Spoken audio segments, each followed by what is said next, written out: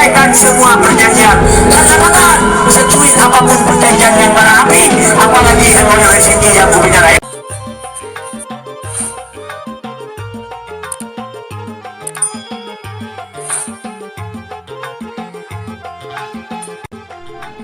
Assalamualaikum warahmatullahi wabarakatuh. Topik MOU Helsinki.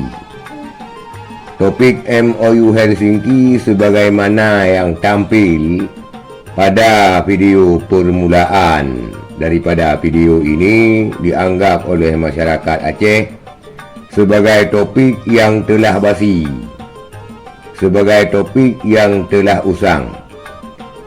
Karena video pertama daripada video ini ditanggapi oleh banyak orang, ditanggapi oleh banyak netizen Aceh bahawa menjual isu MOU Helsinki dan perdamaian untuk tahun 2024 ini adalah sesuatu hal yang tidak laku lagi.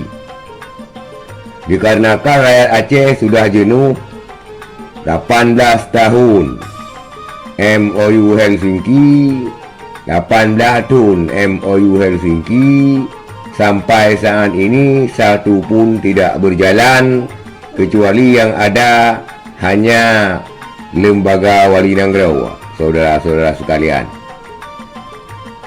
Sehingga masyarakat Aceh menganggap isu daripada MOU Helsinki dan perdamaian Aceh adalah isu yang telah basi.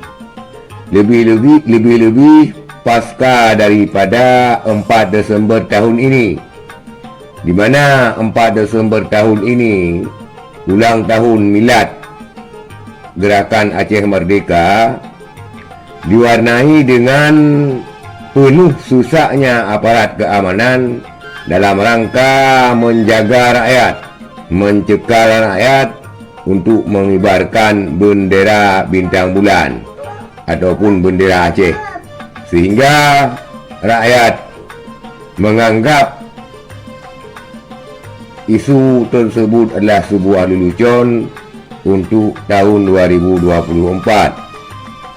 Maka isu daripada MOU Helsinki untuk tahun 2024, untuk bahan kampanye tahun 2024, diperkirakan oleh banyak orang bakal tidak laku lagi, saudara-saudara sekalian.